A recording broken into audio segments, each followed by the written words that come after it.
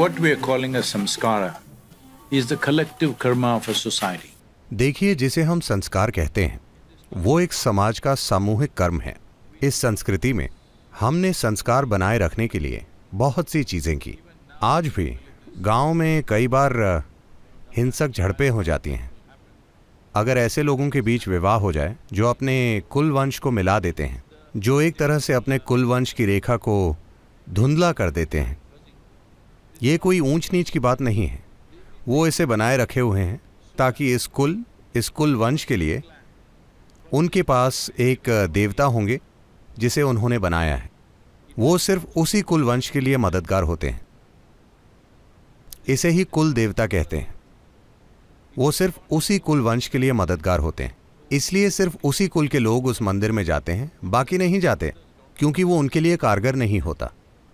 तो उन्होंने लोगों के इस कुल वंश के नक्शे को बनाए रखा और वो 10-12 पीढ़ियां पीछे देखकर कहते हैं, अच्छा वो इस कुल वंश की है, इसका कुल वंश ठीक है, उनकी शादी हो सकती है, इनकी शादी नहीं हो सकती। इस तरह से वो तय करते हैं, क्योंकि आजकल इन्हें गोत्र आदि कहते हैं। अब इसे बकवास मानकर नष्ट किया जा रहा है। हाँ, इसके नाम पर क्रूरतापूर्ण चीजें हुई हैं, ये सच है, मगर पहले एक बहुत गहरी समझ थी, क्योंकि शिक्षा ऐसे ही दी जाती थी। जब कोई यूनिवर्सिटी, कोई स्कूल कुछ नहीं होते थे, ये संस्कृति अपना हुनर आसानी से हजारों सालों तक आगे प्रदान करती रही, क्योंकि उन्होंने संस्कार को बनाए रखा। उदाहरण के लिए मान लेते हैं, आप जानते हैं आचार्य होते हैं जो एक विशेष जाति या कुल है।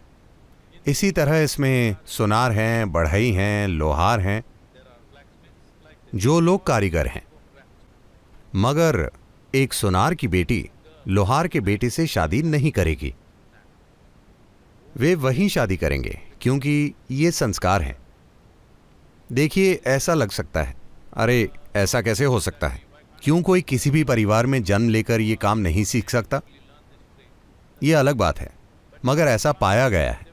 चूहों के साथ एक प्रयोग किया गया। उन्होंने ये किया, उन्होंने किसी चीज वगैरह पर एक चेरी ब्लॉसम की खुशबू डाली। जब चूहा उसे खाने गया तो उन्होंने कुछ बार उसे बिजली का झटका दिया, और आपको पता है, चूहे की अगली 7 पीढ़ियां कभी चेरी ब्लॉसम की खुशबू के आसपास भी नहीं गई। चेरी ब्लॉसम की गंध का मतलब उन्हें भाग जाना है, क्योंकि ये संस्कार है जो उन्हें माँ बाप से मिल रहे हैं। ये सूचना ट्रांसफर हर समय चलता रहता है। अब हम बात करते हैं कि कैसे पेड़ आसपास में लेन देन करते हैं। ये सब जब हम पहले बोलते थे तो इसे मूर्खता समझा जाता था। जैसे मेरी परदादी सिर्फ चिड़िया और चींटियों वगैरह को खाते देख उनकी आंखों में आंसू आ जाते थे, और अगर आप पूछें आप क्यों नहीं खा रही, वो कहती मेरा पेट भर गया है, और उनका पेट भर जाता था। उन्हें पूरा पोषण मिलता था। कोई इस पर सवाल नहीं कर सकता था, क्योंकि वो 113 साल तक जीवित रहीं। तो आज धीरे धीरे इस बारे में बातें हो रही हैं, मगर सिर्फ भौतिक संदर्भ में। किस तरह शारीरिक रूप से पोषण मिल रहा है, ऐसा हो रहा है, ये साझा हो रहा है, ये सब। मगर भौतिक चीजों से परे जीवन है जिसमें लेन देन हो रहा है। तो उन्होंने लोगों पर बहुत ध्यान केंद्रित किया ताकि एक संस्कार बने। एक समूह के लिए लोगों का एक संस्कार होता है, दूसरों का अलग संस्कार होता है। तो उनमें वो गुण और वो जीवन शैली स्वाभाविक रूप से आ जाती है। ये सारी चीजें बिगड़ गईं जब लोगों ने एक दूसरे में भेदभाव करना शुरू कर दिया। सुनार को लगता है कि वो लोहार से श्रेष्ठ है, और आप जानते हैं ऐसी समस्याएं बाद में आईं, मगर जिस तरह से उसे बनाया गया था वो ज्ञान, कुशलता और तमाम तरीके प्रदान करने का एक परफेक्ट तरीका है। मगर वो सब अब बिगड़ गया है, अब कोई फायदा नहीं है, हम वैसे भी उसे नहीं कर सकते। तो जिसे आप संस्कार कहते हैं वो एक सामाजिक कर्म है। और जैसे कि मुंबई में रहते हुए, क्या आपके अंदर एक मुंबई वाला संस्कार नहीं है ना? उसका अपना संस्कार है। तो इसी तरह हर समुदाय, हर समाज के अपने संस्कार हैं, और लोग संस्कार से भी अपना जीवन अच्छा या बुरा बना लेते हैं।